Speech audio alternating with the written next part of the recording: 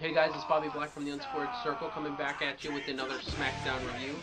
I'd first off like to thank my new subscribers, which is Darius Wolf, TJ Solomon 93, which I'm guessing is someone who has subscribed before. Well, I think is someone who has subscribed before, and either you unsubscribe and subscribe again so I make mention of you, or you unsubscribe and then you subscribe again because you love me oh so much. Either way, welcome back.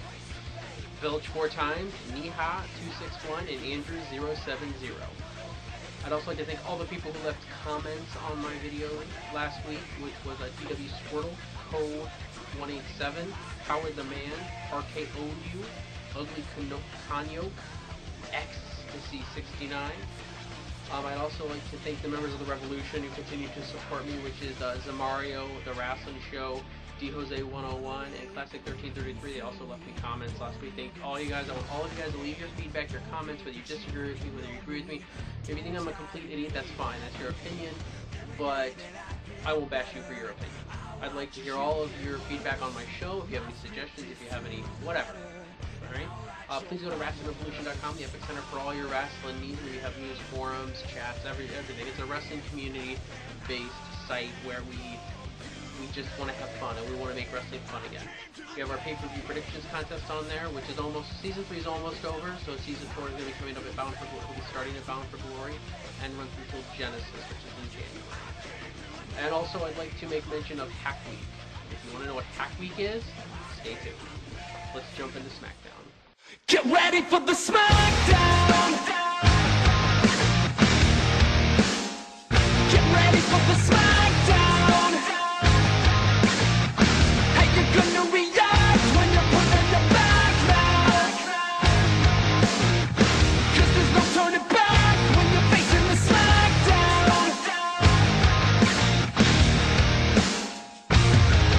Smackdown! This week's Smackdown is in Lexington, Kentucky. First match of the night, which is Sheamus versus the Great Khali, and actually, I kind of like this match. I gave it 3 out of 5 Black Rangers. It was Sheamus made the Great Khali look good, look credible. I was actually impressed that, I mean, it wasn't too long of a match. It wasn't a terrible match by any means like we're used to with the Great Khali. So, in the end, Sheamus reversed out or powered out of a Khali vice grip and hit the bro kick on the Great Khali for the win. So it was actually I thought it was a really good opening contest and made Khali look really good. Backstage, second match of the night. I have to jump around on my notes here because, well, whatever. Second match of the night, which is AJ versus Natalya, and the Anvilette. I gave it 2 out of 5 Pink Rangers. This was an okay women's match. Pretty fast-paced for a women's match, and there was actually some chain wrestling. So maybe I should have given it a 3, but it's a women's match. The greatest thing, though, was in the end, where Natalya turns heel again. And she says at the end, she grabs a microphone after beating up AJ after the match and saying, "Beth Phoenix, I'm with you. The day of the perky, cute little princesses is now over. Thank you, Natalya."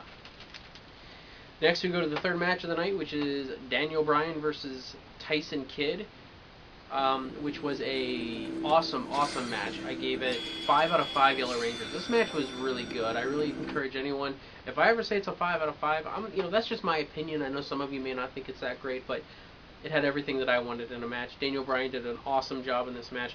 And on top of that, Wade Barrett was on commentary again. Wade Barrett is excellent on commentary. I'm glad they had him out there again. Tyson Kidd, of course, brings back the figure 4 around the ring post at one point in this match, which I totally marked out for. These guys left it all in the ring, but in the end, Daniel Bryan gets he reverses something. And he does that front face like anaconda submission on Tyson, and Tyson fights it a little bit but taps out. So as I said, it was a great match. They gave this match time, especially for a mid-carder and an undercarder, and these guys worked it well. I don't know, somewhere in the night there was a backstage promo with Randy Orton. My notes were all jacked up because YouTube, it was all over the place. So you have to bear with me. But Randy Orton had some kind of anger management promo where he says he's got anger issues. Whoop-de-doo. Alright, so next we go to an in-ring promo with with Zack Ryder's State of the Showski. Zack Ryder starts off by saying, that things are going to be awesome on Smackdown, and that things are going to start changing and things are going to get better. You guys are keeping me up. What's wrong with you? So Big Zeke comes out and he says, that he's not out to confront Zack Ryder about booking him in a handicap match.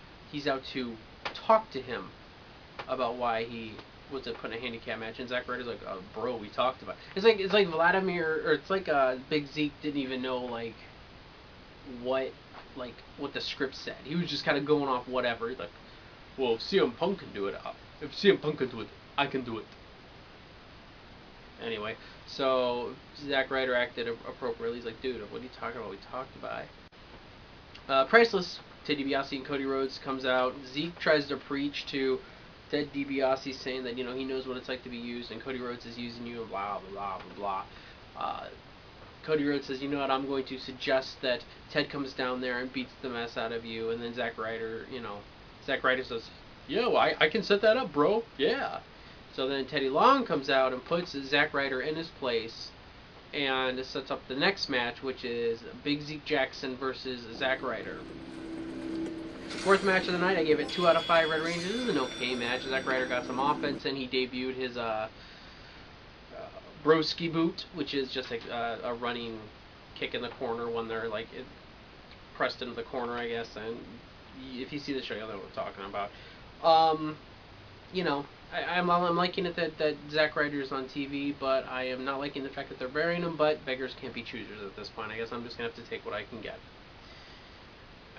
In the end, Zeke, of course, does the 3 scoop slams of doom and the torture rack, and the submission wins. So Zack Ryder jobs out again, but as I said, he's on TV.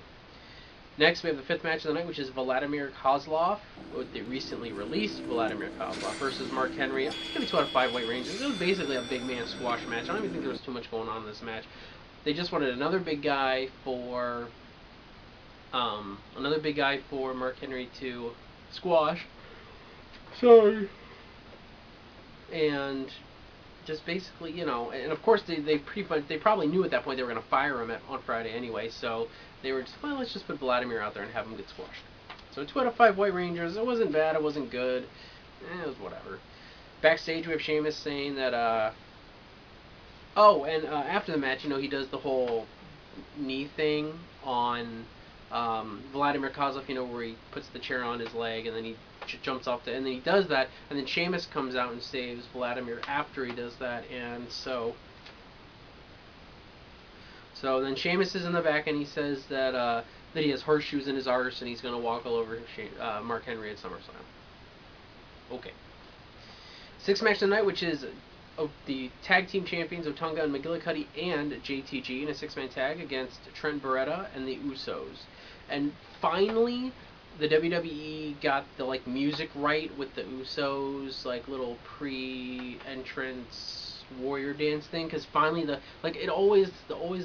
music that went with that always sounded off. This time it actually sounded really good and went into their music, so I'm very impressed. It was an okay match. I gave it 2 out of 5 Alpha 5s. Tag champs and JTG won. It was your basic match. Just, they're trying to build a feud between the Usos and Otunga and McGillicuddy, but I can't say there's anything incredibly spectacular. So 2 out of 5. Backstage we have Johnny Curtis, where he's finally, the writing is on the wall. He is debuting next week. Another backstage segment with Christian, where he's cutting a heel promo on Orton. R-Truth comes up and he says that, that he sounds like the Miz from Money, and that he's also been a part of a conspiracy. Christian's like, yeah, well, I was thinking about it, but I didn't come out and say it. So, of course, these two just have a tag match, so these two are kind of building backstage rapport. I don't know. 7th match of the night, which is the main event, which is Orton and Jomo versus R-Truth and Christian. I gave this 4 out of 5 Green Rangers. This was a really well done tag match. All 4 competitors had ample time in the ring. No one really got buried. They worked really well. Between the 4 of them, I really was believing that Orton and Christian and Jomo and Truth were in a feud in this tag match, because just the intensity between the 4 of these guys was actually really good. I really felt it. I haven't been exactly impressed the way they've been building the feud between Christian and Orton, but the in-ring build for Christian and Orton has been good. The promo stuff hasn't been. But the in-ring build with Christian and Orton has been awesome. I think it's been really good. It makes me feel like they really don't like each other. They really are feuding. R-Truth and Jomo the same way. Although I really think they need to give Jomo a little more stick time, microphone time. But anyway, R-Truth opens up this match and he just opens a can on Orton. I mean, he just goes right after him for RKOing him twice on the table last week. So good job, R-Truth. Christian and Truth, of course, focus on Jomo's neck because he apparently came back from an injured neck, which, you know, really it was just a small surgery, but whatever. Jomo hits a flip bottom and tags Orton in. Orton and Christian are going at it. Orton reverses a kill switch into the Orton backbreaker. And then in the end, Orton hits an RKO on R-Truth. You know, because Christian and Orton are legal. So R-Truth tries to get in the ring. Randy Orton RKOs R-Truth. But then Christian comes out of nowhere, kill switches Orton, and gets the clean pin. And that's it. I mean, I gave it 4 out of 5. I like the ending. I like the match. The match was really good. So, what I give the night as a whole? 3 out of 5 Blue Rangers. I really thought the night as a whole was good. You know, it wasn't spectacular, but it was not horrible by any means. There were some decent matches. Some of the undercard matches were okay, but not terrible. The Divas match, we had a heel turn, which was nice. There was actually story being built in the Divas division. And that's it. I mean, really, it was a good night. It was a good night of SmackDown, a good week. Also, as everybody knows, and I've posted another video with the recent releases of Kozlov, Masters, Marina, D.H. Smith, and of course Gail Kim quitting. So if you haven't checked that out, check that out. It's the video before this one, and I'm Bobby Black, and I'll see you guys next week. Peace.